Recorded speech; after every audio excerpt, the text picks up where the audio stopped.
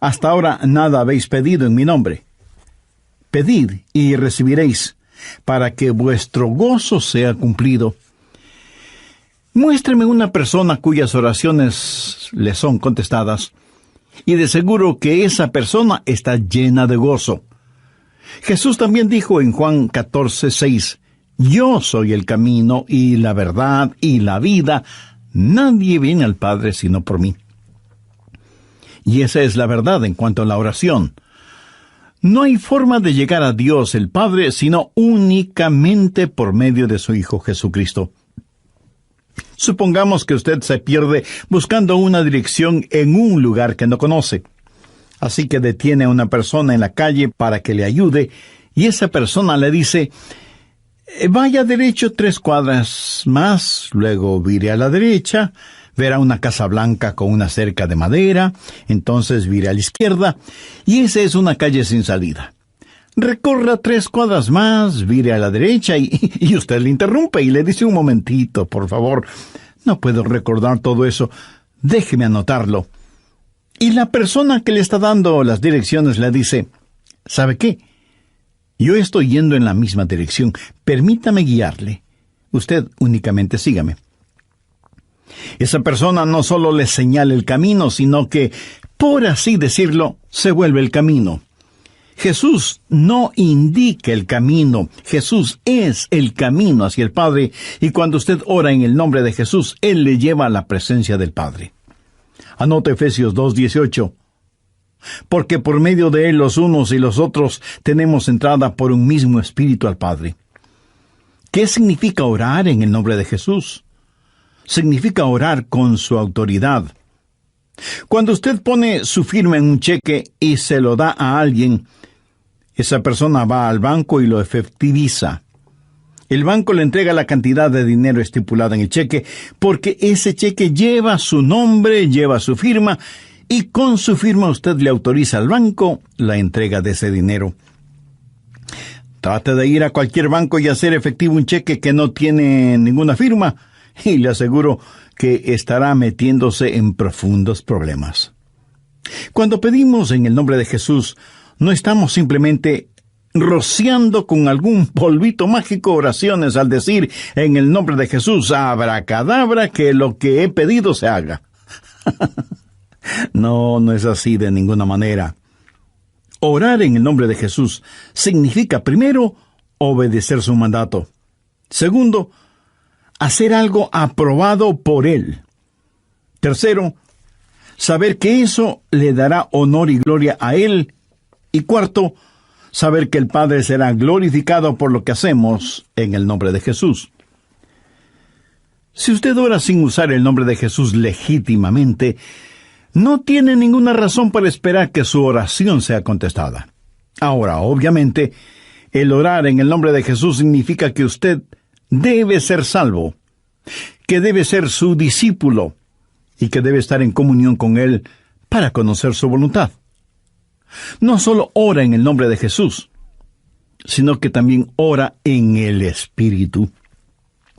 Veamos Efesios 6:18.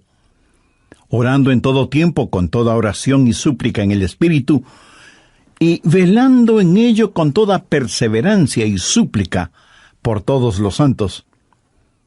Así como se debe orar en el nombre de Jesús, hay que orar en el Espíritu. Casi al final del Antiguo Testamento hay un versículo muy interesante. Busque Zacarías 12:10. Dios habla de lo que hará en los últimos días, cuando los judíos como nación vengan a Jesús. Y derramaré sobre la casa de David y sobre los moradores de Jerusalén espíritu de gracia y oración, y mirarán a mí, a quien traspasaron, y llorarán como se llora por hijo unigénito, afligiéndose por él como quien se aflige por el primogénito. Hay muchas cosas maravillosas en este versículo, pero lo que más me bendice es que Dios dice que hay un Espíritu, el Espíritu Santo, que es el Espíritu de gracia y de oración. ¿Tiene usted dificultades al orar? ¿Sabe por qué? Porque no está lleno del Espíritu. porque cuando lo esté, la alabanza y la oración fluirán de su espíritu. Usted estará constantemente alabando a Dios y constantemente suplicando en oración.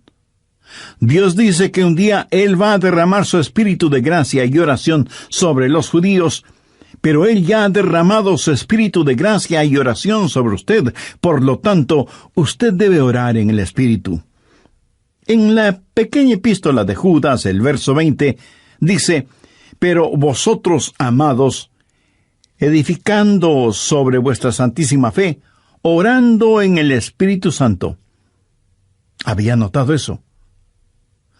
¿Cómo se desafía usted mismo? Orando en el Espíritu Santo. ¿Por qué es tan importante orar en el Espíritu? Bien, sabemos que cuando oramos en el nombre de Jesús, oramos con autoridad. Pero cuando oramos en el Espíritu, oramos con fortaleza para que Él nos ayude. Déjeme, le muestro algo en Romanos 8:26. «Y de igual manera, el Espíritu nos ayuda en nuestra debilidad, pues que hemos de pedir como conviene no lo sabemos.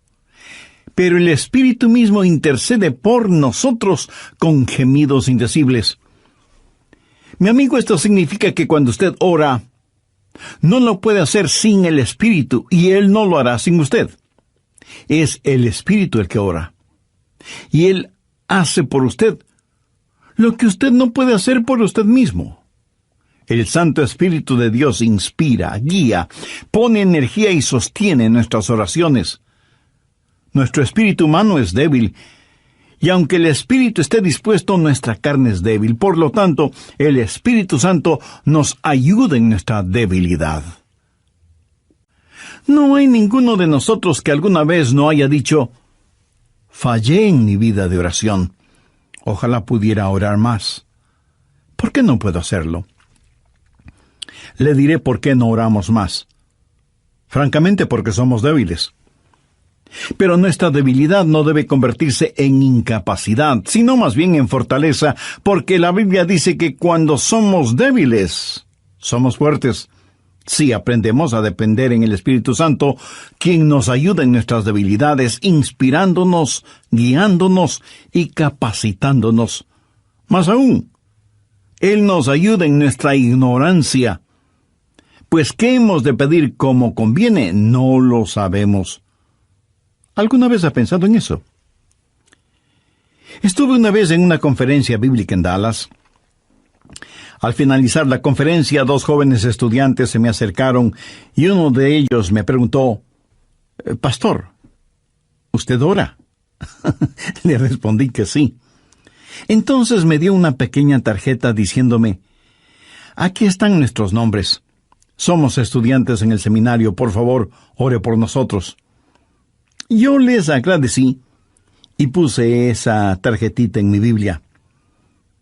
He orado por esos estudiantes, pero no creo que lo haya hecho en forma regular. No porque ellos no me importen, pero una asignación de oración es más que 2 nombres en una tarjeta. Si tuviera que orar por todos quienes me piden que ore por ellos, ni las 24 horas del día serían suficientes, se lo aseguro. Esa es la verdad. Si usted trata de orar por todos y por todo, su oración, en vez de ser un caudaloso río, se convertirá en un estancado pantano. La oración, para que sea poderosa, tiene que ser canalizada. Cuando alguien me dice que está orando por mí, me siento increíblemente bendecido.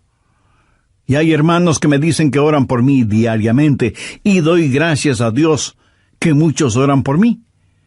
Pero me entristece la realidad de que hay millones de seres humanos por los cuales nadie ora. Ahora escúcheme. Yo no deseo estar en la lista de oración de alguien, a menos que el Espíritu Santo haya puesto primero mi nombre en el corazón de la persona que dice que ora por mí. Y cuando usted está orando por otras personas en forma individual, muchas veces no sabrá cómo orar por ellos. Por ejemplo, su tía Rosita está enferma, y usted ora: «Señor, restaura la salud de tía Rosita». ¿Cómo sabe que Dios no está preparando a tía Rosita para llevársela al cielo? Y usted ora para que tía Rosita todavía se quede en la tierra, mientras que, de acuerdo a Juan 17:24, Jesús ora y dice: Padre, aquellos que me has dado, quiero que estén donde yo estoy. ¿Dónde está Jesús? En el cielo. ¿Dónde está la tía Rosita? Todavía en la tierra. En las reuniones de oración, más se ora para que la gente sea sanada que lo que se ora para que la gente sea salvada. Parece que estamos más interesados en mantener a los salvos fuera del cielo que a los perdidos fuera del infierno. No sabemos orar como debemos orar.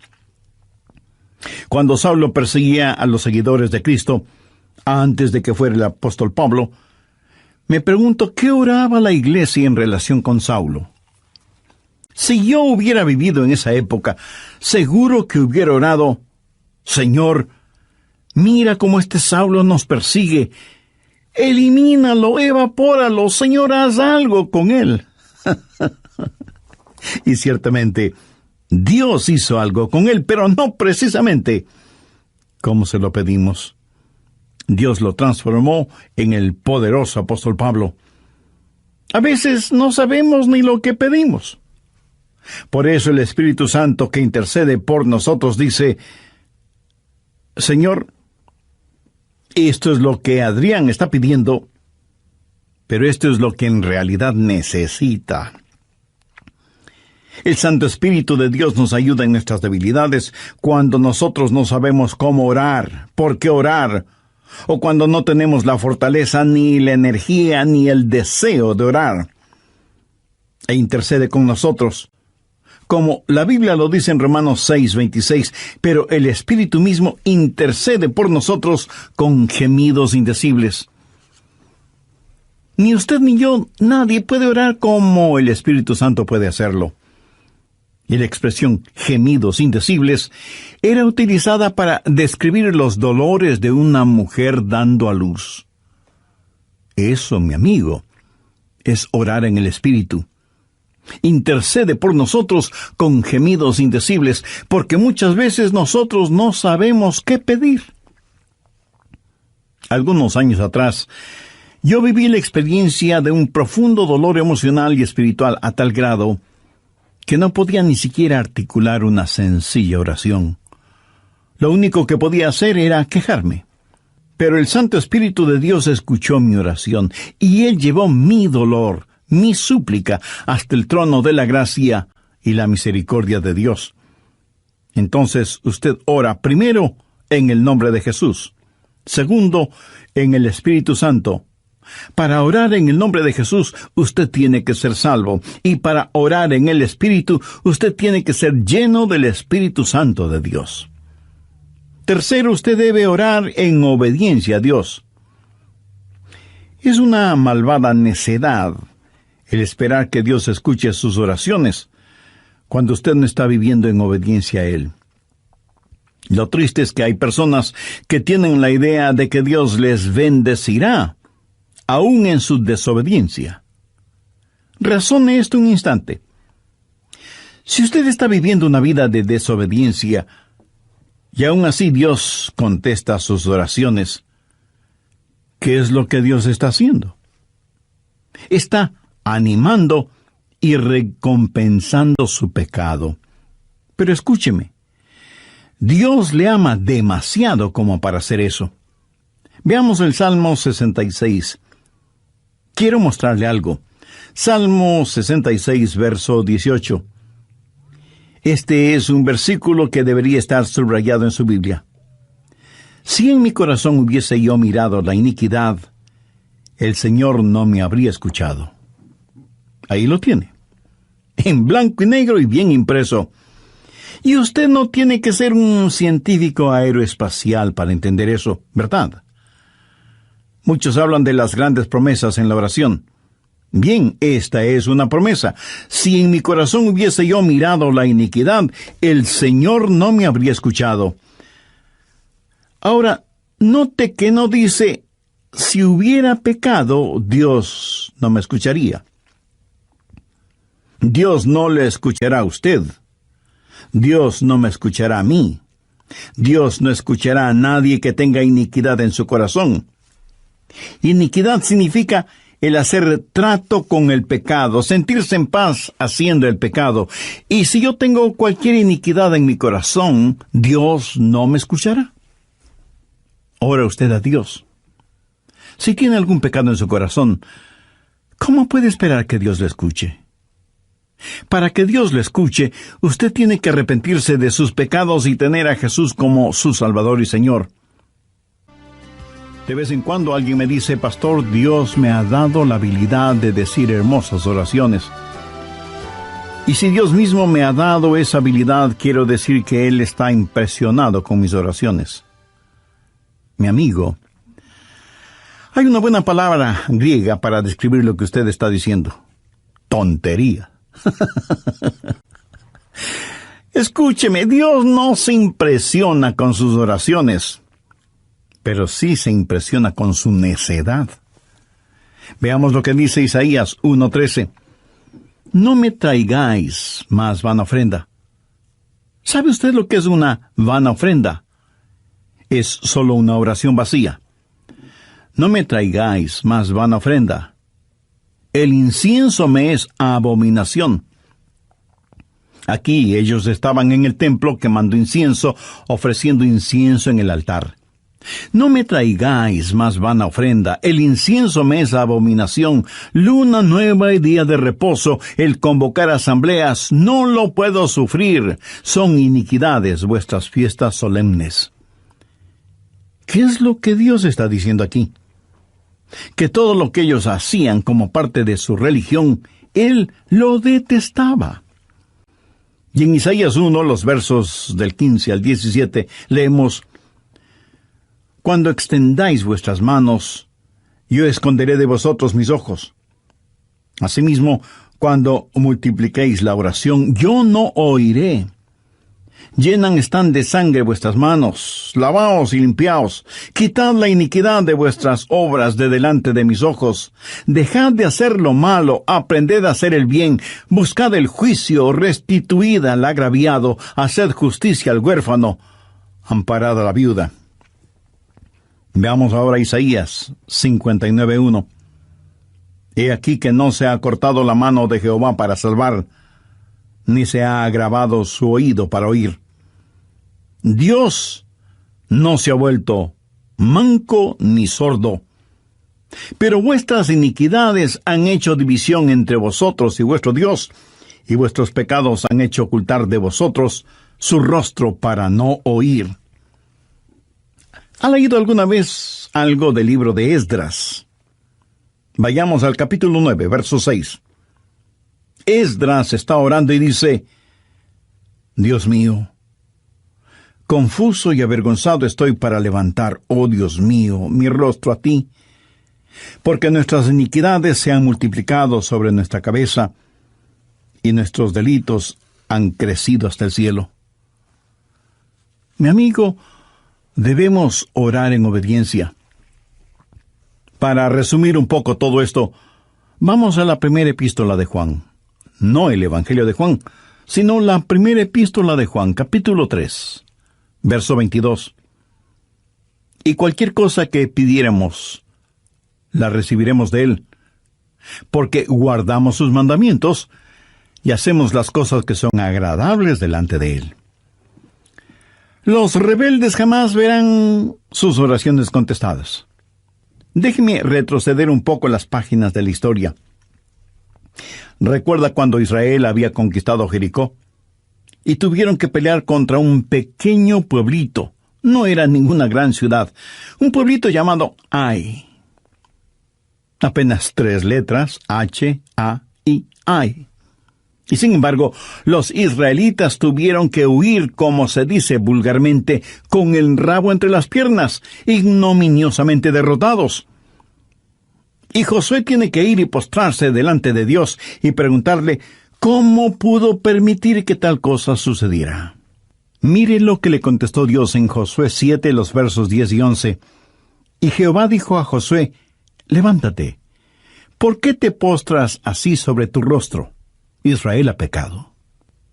¿Qué está diciendo? Josué, hijo mío, ¿por qué me estás orando? No puedes utilizar tus oraciones como una cortina de humo para ocultar el pecado que hay en medio del pueblo. Enfrenta y elimina ese pecado, y entonces oiré tus oraciones. Cuarto, usted debe orar en la voluntad de Dios. No solo conocer a Jesús, no solo ser lleno del Espíritu, no solo obedecer los mandamientos, pero aun habiendo hecho todo esto, todo lo que usted desea no es necesariamente la voluntad de Dios para usted. Anote 1 de Juan 5, versos 14-15. Y esta es la confianza que tenemos en Él, que si pedimos alguna cosa conforme a su voluntad, Él nos oye. Y si sabemos que Él nos oye en cualquier cosa que pidamos, sabemos que tenemos las peticiones que le hayamos hecho. Orar en la voluntad de Dios. Y usted no encuentra la voluntad de Dios simplemente por adivinación. Pastor, ¿cómo voy a conocer la voluntad de Dios? Bien, permítame hacerle una pregunta. ¿Quiere en realidad saberlo? Y usted me responde, bueno, no sé si quiera saberlo o no. Entonces le haré otra pregunta. ¿Quiere hacer la voluntad de Dios? Y usted me responde, sí, claro que sí. ¿La quiere hacer realmente? Quiero decir, si Dios le dijera este mismo momento, hay algo que deseo que hagas, ¿lo haría? ¿Sabe usted cuál sería la primera pregunta debido a nuestra naturaleza humana? ¿Qué es, Señor? Esa no debería ser la primera pregunta o la primera respuesta. Usted no puede contestar una pregunta con otra pregunta. Usted debe contestar esa pregunta con una afirmación. Adrián, hay algo que quiero que hagas. ¿Lo harás? Yo debo contestar, sí, Señor, lo haré. ¿Qué es lo que quieres que haga? Verá, la manera de conocer la voluntad de Dios no es sabiendo lo que es, sino comprometiéndose a hacerla aún antes de saber lo que es. Eso es confianza. Sencillamente diga, Señor, estoy listo, y haré lo que quiera que tú quieras que haga. Y aunque esa frase pueda trabar nuestra lengua, destraba nuestra capacidad de obediencia. Debo admitir que muchos tienen temor de la voluntad de Dios. De alguna manera se les ha metido la idea en la cabeza de que si se prestan para servicio bajo la voluntad de Dios, van a terminar como misioneros en el país de Sal si puedes, viviendo en una choza con piso de tierra y comiendo carne de serpiente o quién sabe qué otros exóticos alimentos. ¿Sabe qué? Pudiera ser que así suceda. La forma de conocer la voluntad de Dios es aceptando la voluntad de Dios antes de conocer cuál es la voluntad de Dios. Y aunque suena complicado lingüísticamente, espiritualmente no lo es. Pero usted me dice, el pastor, quiero más detalles. Muy bien, le voy a dar más detalles. La voluntad de Dios es buena, perfecta y aceptable. Y si piensa que esto lo digo porque soy muy inteligente, pues siento desilusionarle. Veamos qué dice Romanos 12, versos 1 y 2. Así que, hermanos, os ruego por las misericordias de Dios, que presentéis vuestros cuerpos en sacrificio vivo, santo, agradable a Dios, que es vuestro culto racional. No os conforméis a este siglo, sino transformaos por medio de la renovación de vuestro entendimiento, para que comprobéis cuál sea la voluntad de Dios, agradable y perfecta. Usted no necesita saber nada más que esto. La voluntad de Dios es buena, agradable y perfecta. Preséntese usted mismo como un sacrificio vivo y santo delante de Dios, y usted, sin ninguna sombra de duda, conocerá y comprobará que la voluntad de Dios es siempre buena, agradable y perfecta. La oración no es para manipular la voluntad de Dios, para que se amolde a la suya. Es descubrir la voluntad de Dios y meterse de cabeza en ella. Pero escúcheme con atención. En última instancia, usted no encuentra la voluntad de Dios. La voluntad de Dios lo encuentra usted. Cuando su corazón está bien con Dios, usted presenta su cuerpo como un sacrificio vivo y rehúsa el ser amoldado por el sistema y los valores del mundo, para más bien ser transformado, renovado en su mente y empezar a pensar los pensamientos de Cristo y, por lo tanto, tener la capacidad de orar en la voluntad de Dios. Quinto, orar en comunión con los creyentes. Por favor, busque el Evangelio de Marcos, capítulo 11, los versos 25 y 26. Y cuando estéis orando, perdonad si tenéis algo contra alguno, para que también vuestro Padre que está en los cielos os perdone a vosotros vuestras ofensas. Porque si vosotros no perdonáis, tampoco vuestro Padre que está en los cielos os perdonará vuestras ofensas. Mi amigo, no se olvide que un pecado no perdonado es la más formidable barrera contra la oración. Tantas personas se preguntan por qué sus oraciones no son contestadas cuando están guardando tremendos resentimientos en su corazón. Le pregunto, ¿ese resentimiento, ese enojo, vale la pena tenerlo? Lo que es peor, ¿vale la pena ir acumulándolo, guardándolo, hasta que por fin estalla, hiriendo no solo a quienes motivaron ese enojo, sino a usted mismo? La satisfacción carnal de guardar un resentimiento contra alguien no vale de ninguna manera la pena porque impide que nuestras oraciones sean contestadas. Escuché de una pequeña niña que una noche, por haberse portado mal, su mamá le mandó temprano a la cama. Pero antes de acostarse, la niña debía orar. Ella así lo hizo. Oró por su hermana y su hermano, oró por su papá y su abuelita, oró por sus amigas en la escuela, oró por su profesora, oró por su perro y por su gato, y finalizó con un alegre amén. Luego, mirando a su madre, le dijo: «Como habrás notado, mamá, tú no estuviste en mi oración». Me imagino que esa oración no habrá salido de ese cuarto, menos habrá llegado al cielo. Pero hay una profunda lección en esto.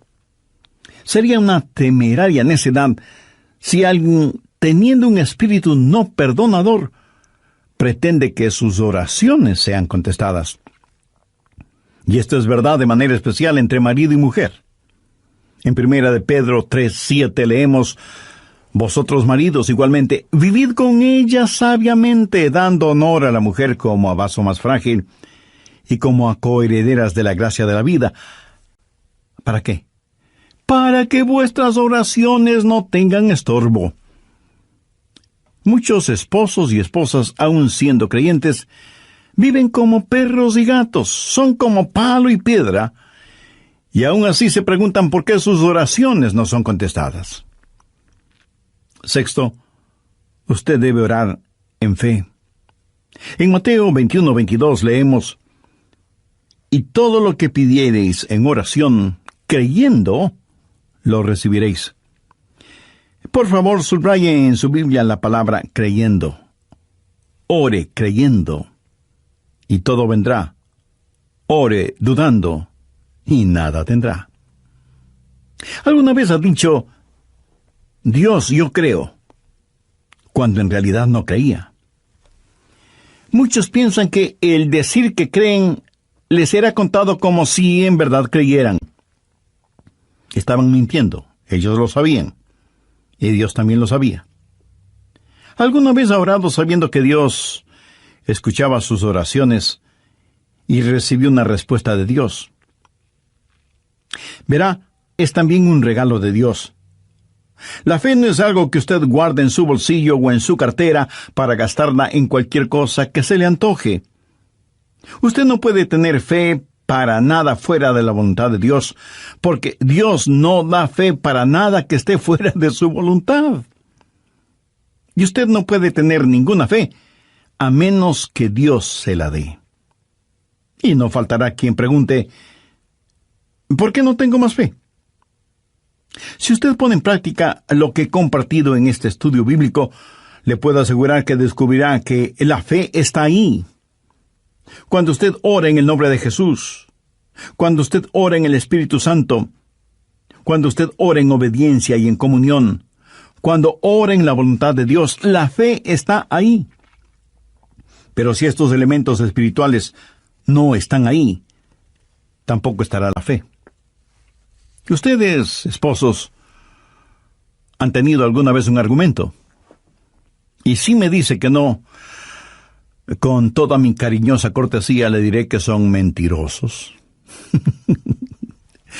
Cuando marido y mujer tienen un argumento y no lo solucionan, y luego se arrodillan para orar por su hijito enfermo, ¿no se sienten espiritualmente enfermos? ¿No sienten que están actuando hipócritamente? Saben que sus oraciones no se elevarán ni un centímetro del piso y por lo tanto jamás llegarán al cielo. No tienen ninguna fe como para que sus oraciones sean contestadas. Cuando sus corazones sean justos, puros y limpios, y palpiten al mismo compás espiritual, entonces tendrán fe. Y al tener fe, esa fe será el combustible para transportar su oración hasta el trono de la gracia de Dios. Jorge Mueller, de Bristol, Inglaterra, fue un gran siervo de Dios y un poderoso hombre de fe. Él tenía un diario personal en el cual anotaba todas las instancias de oraciones contestadas y llegó a registrar 25,000 oraciones contestadas, algunas de ellas increíblemente milagrosas, imposibles de explicarlas, aparte de la intervención de Dios. Alguna vez alguien le preguntó a George Mueller, ¿cuál es el secreto para que las oraciones sean contestadas? ¿Sabe cuál fue su respuesta? Tenga fe en Dios. Tenga fe en Dios. Ahora, yo no creo que él dijo tenga fe en Dios, sino que dijo tenga fe en Dios. Mira, en realidad no es una gran fe la que necesitamos, sino que necesitamos tener fe en un gran Dios. Fe no es solo un sentimiento positivo, ni el que usted se vuelva frenético o fanático, sino tener la absoluta confianza de que Dios hará lo que usted le ha pedido, si ese pedido está encuadrado dentro de los parámetros de la voluntad de Dios. Los discípulos le dijeron a Jesús, Señor, enséñanos a orar. Y ese debe ser nuestro pedido también, para que Dios nos ayude a ser hombres y mujeres de oración. Hay algo en nosotros que se resiste a orar. Preferimos ocuparnos en cualquier otra cosa en vez de orar. Y eso se debe a nuestra naturaleza carnal y pecaminosa. Por eso necesitamos la ayuda de Dios para que amemos de tal manera a Jesús y seamos llenos de su Espíritu Santo para que la oración fluya de nosotros en forma constante y que oremos siempre en el nombre del Señor Jesucristo. ¿Ha notado con qué facilidad podemos pasar horas haciendo deportes o realizando nuestros pasatiempos favoritos o simplemente mirando programas en la televisión? Pero ¿qué trabajo nos cuesta invertir unos minutos en la oración? La oración eficaz, mi estimado amigo, debe ser un acto intencional de nuestra voluntad. No debemos acercarnos al trono de la gracia en forma casual, sino en forma totalmente intencional. Seguramente entre quienes me escuchan habrá quienes, a pesar de ser religiosos, este asunto de la oración es muy secundario en sus vidas. Ahora, si usted aún no es salvo, mayor razón para que ore a Dios. Lo puede hacer este mismo momento diciendo con sus propias palabras algo como la siguiente oración. Dios eterno, reconozco que soy una persona que no me he acercado a ti en oración, sino en raras ocasiones.